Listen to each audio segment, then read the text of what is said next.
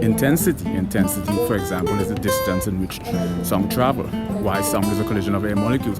How sound disperses. Why do we hear octaves? Why does an A chord consist of 440 hertz? And why when you double it we hear an octave? What aspect of human biology and our internal membrane? Fascinating phenomenon. I kind of wanted to know,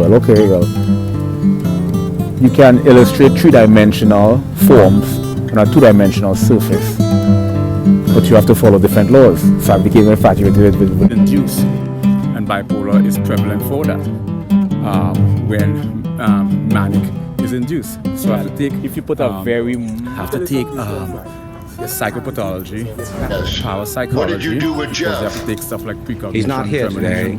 He might be back next week. And in the event, I'm hosting his show, The Jeff Richards Show. It's actually named after a person. When you double the frequencies, 440 hertz, you get 880. So you have empirical, we have inferential, we have subjective, we have objective, and we have anecdotal. And the way they go about evidence is a sort of circular. Mirrored projection. Waves that occurs per cycle. Hertz was actually named after a person. When you double the frequencies, 440 hertz, you get 880.